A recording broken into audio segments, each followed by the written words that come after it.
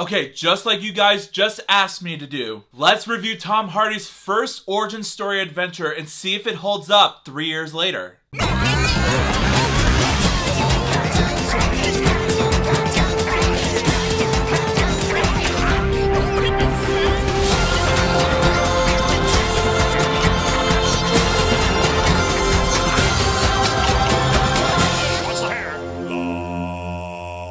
Yo, what is up, my Cinedroids? G to the S here. Today, I'm going to be reviewing the star of the whole universe of movies, Venom, about journalist Eddie Brock, played by, once again, Tom Hardy, who's trying to take down Carlton Drake, played by Riz Ahmed, the notorious and brilliant founder of the Life Foundation. While investigating one of Drake's experiments, Eddie's body merges into the alien Venom, leaving him with superhuman strength and power. Twisted, dark, and fueled by rage, Venom tries to control the new and dangerous abilities that Eddie finds so intoxicating. Now, first off, when it comes to using the CGI in this movie, I thought they were used very sparingly. Most of the time, in terms of both camera work and cinematography, the film is shot on location. And that's always important to use when it comes to making a live-action movie like this, even in general. But when the CG is shown in this movie, like I said, they're used in small doses. But that's a good thing, because when you seamlessly show a CG effect and you transition to something you actually film on set, like for example, at the very beginning of the movie, when they show a spaceship plummeting uncontrollably towards Earth, the shot of the spacecraft falling in orbit, that's all CGI. But when they fade to a shot where they show the wrecked ship, there's a small trail of fire, and the trees are pinned down by fallen debris. It's all filmed on location using practical effects. And to me, in terms of execution, that's super well detailed. Even when it comes to the film's action sequences. Sure, the CG work in this movie is only used on Venom, and a new symbiote alien host, Riot, where Captain Drake uses to fight Venom and defeat him so he can use the rocket ship of some sort to blow up all life on Earth. I'll get to that silly cliche in a moment. But I did like the use of both CGI and practical effects in this movie. Both effects flow seamlessly well with the environment. Now, the careful direction coaching from a guy named Ruben Fleischer is how you pronounce it? No matter, he didn't do that bad of a job taking over as director in this movie. Now sure, when it comes to the movie's use of both humor and dramatic emotion, just like what I discussed about for the film's recent sequel, go check out that review if you want, but it feels a bit rushed just to save time, and that's always a problem with movies. Even the character development felt a bit cliche. I mean, the main villain in this movie is just your basic cliche bad guy who wants to destroy the world just because of overpopulation, and in terms of the film's both story and plotline, that's all he does throughout the movie. But I can tell that Riz Ahmed is bringing it his all as his portrayal of Carlton Drake in this movie. He does serve as a threat to Eddie Brock. So if anything, despite it being very cliche, I gotta give kudos to Sony for working around that cliche and making him an effective villain for Eddie Brock to face. But to be honest, I thought Woody Harrelson's villain character is leagues better than what Riz Ahmed's character is supposed to be. That's just my personal 2 cents on it. But still, other than that, guys, in the end,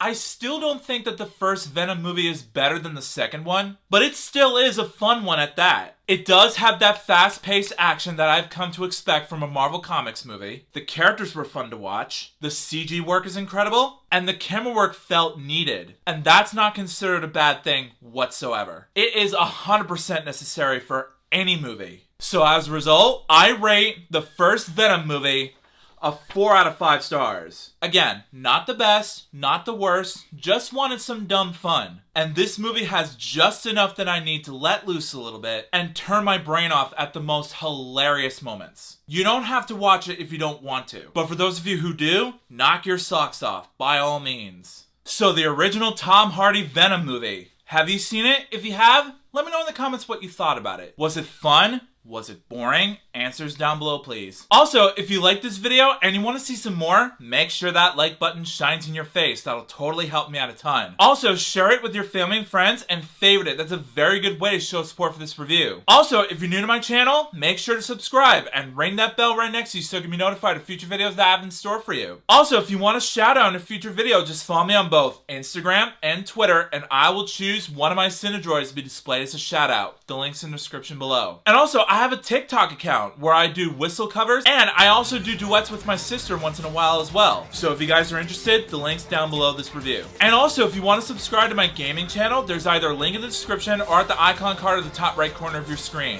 Go over there, subscribe, and let's just have fun together. But until then, I'll see you next time. Peace out.